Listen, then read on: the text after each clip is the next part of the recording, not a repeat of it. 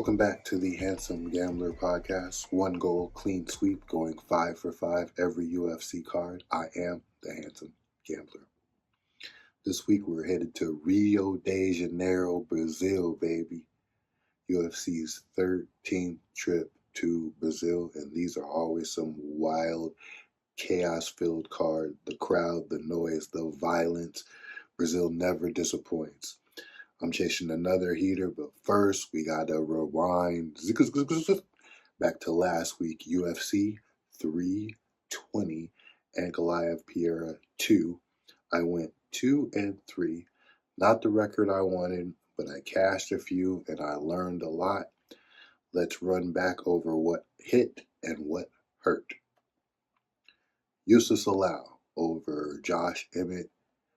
Quick, solid, perfected, executed armbar, just very high level jiu-jitsu shit there. I'm glad that Josh Emmett didn't take a lot of damage in this fight. I was a little worried that if he did take a lot of damage, he may end up having to retire.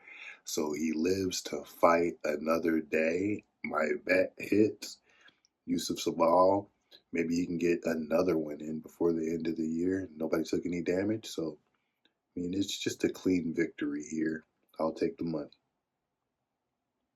Fight number 2. I had Austin Vanderford over Ramiz Brahimaj.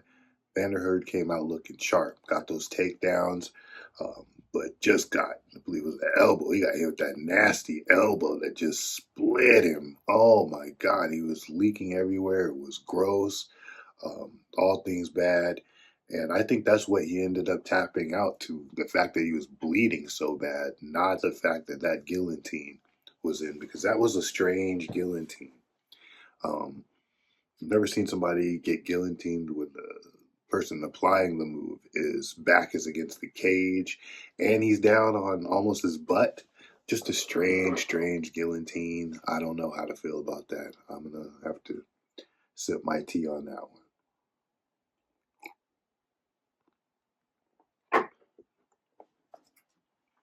Moving on, I took Edmund Shabazian over Andre Muniz. This was a money call. Muniz is washed, just like I said. I hate to be dickish about it, but he's just taken way too much damage, and he needs to definitely retire. I hit the money line prop. I hit the KO prop. Edmund Shabazian is a top 15 fighter in the world, and they need to start putting some respect on his name. Then we got the drama-filled fight of the week, the Macy Chiasson versus Yana Santos. I had Macy winning. Worst weight cut of her career, if you ask me. I've never seen her look so bad. Even in her spirit, she looked kind of demoralized that it even happened. So very strange and out of character for that to even happen to Macy. Either way, Yana Santos came out furious. First 10 minutes of that fight, she was throwing massive value, staying in Macy's face, landing. She doesn't have too much pop, but she was winning the fight. She gassed. Macy took over in the third, got a takedown, ended the fight on top, but just a very workwoman-like performance for Yana Santos. Didn't see this coming. She's also a mom, so big up on the mom fighters. She got a win for the mom fighters. Big up on her for that. And I think if you look at her, she's peaking. She's peaking as a fighter, and I think that they need to give her some action. Give this lady some true action.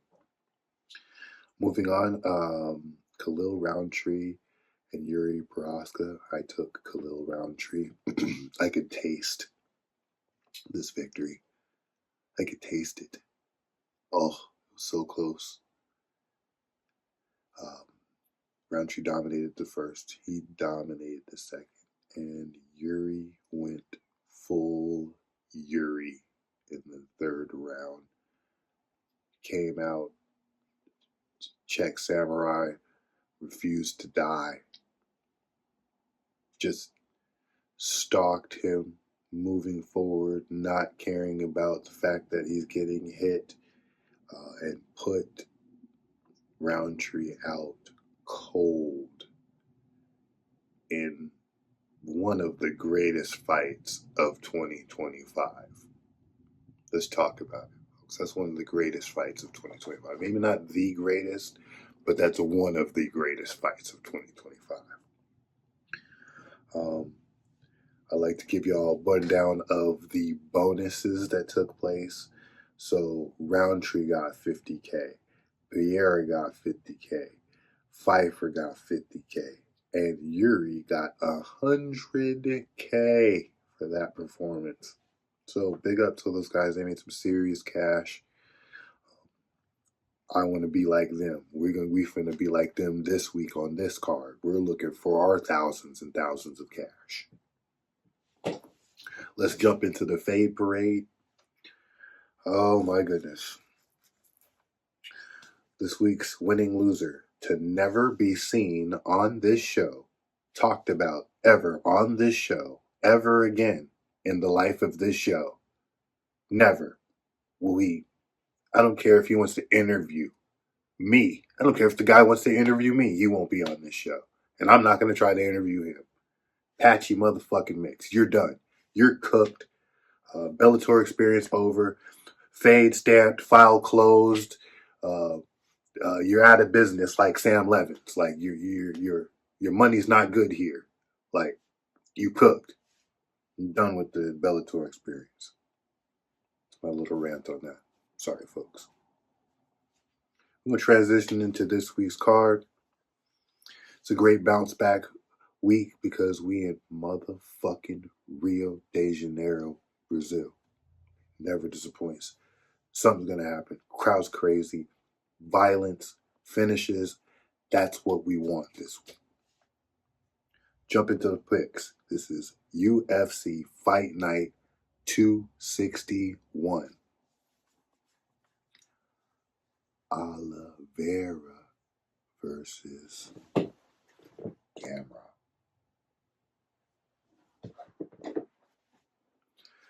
Pick number 1 is Montel Jackson over Davidson Figueiredo.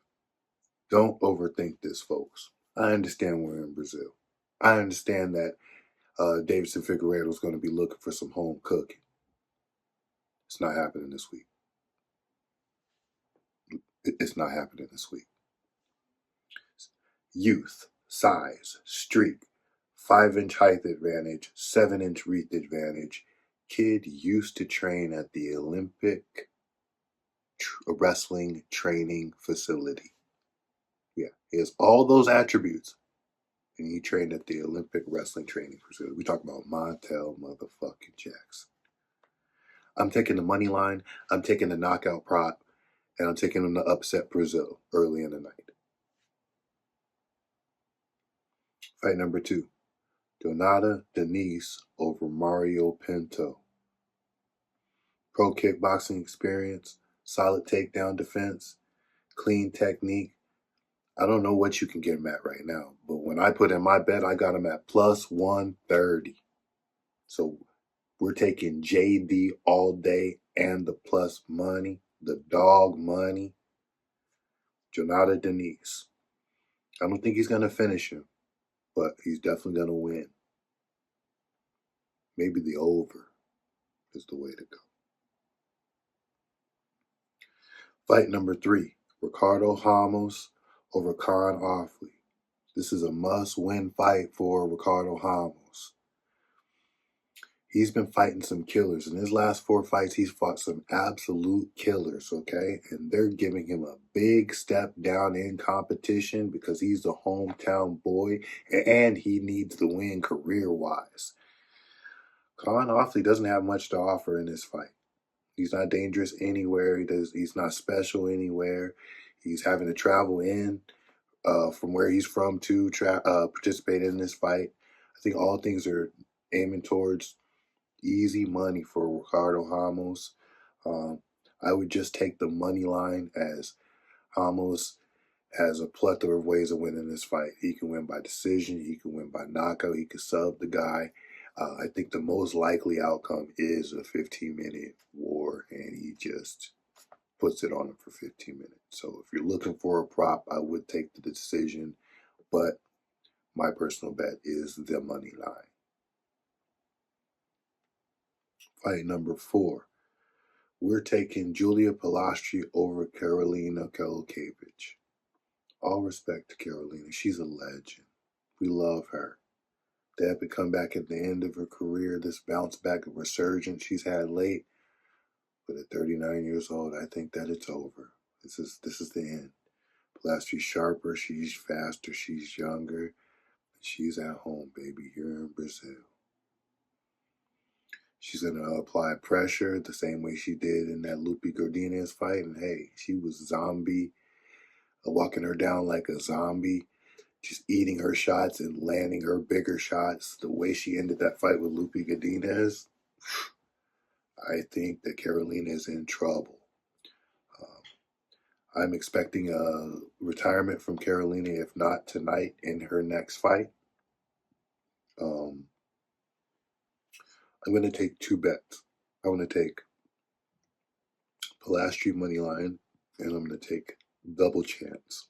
Pilastri by knockout, or decision. Fight number 5 is Lucas Almeida over Michael Oswell.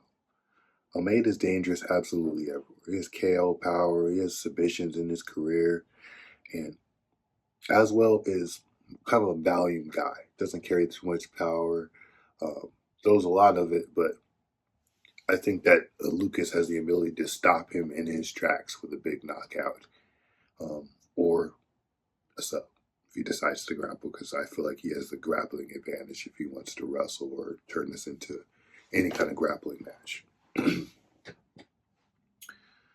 Lucas Almeida, money line, double chance, knockout, and sub is the double chance.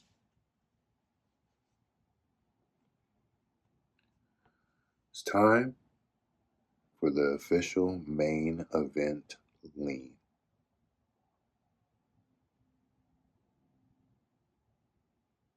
The fuck do you fucking mean? It's fucking Rio de Janeiro, Brazil. Think I'm going against Charlie Do Bronx Oliveira? Hell no. Got Charlie Do Bronx Oliveira in the main event. He can win this fight anyway. Short notice replacement as Mateus Gamrot comes in. Short notice. I don't think he can last all 25 minutes with his grinding grappling style. I think that Do Bronx is due for a big win. I know the kind of thing that is weird about this fight is he just got flatlined 4 months ago. But this is a favorable matchup for him on the feet and on the ground. Only thing is, if Charlie chooses not to get back up and actually play off of his back trying to get a sub, I think that's a dangerous game with Mateus, because you could give up moments and minutes in the fight if it goes to a decision. But we are at home in Rio de Janeiro, Brazil, motherfucking fight capital, baby. They never disappoint. So I'm taking Charlie Do Bronx Oliveira money line, and give me the inside the distance prop also.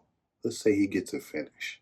Don't know what, don't know when, but before those 5 rounds are up, he finds a way to get rid of Gamrot.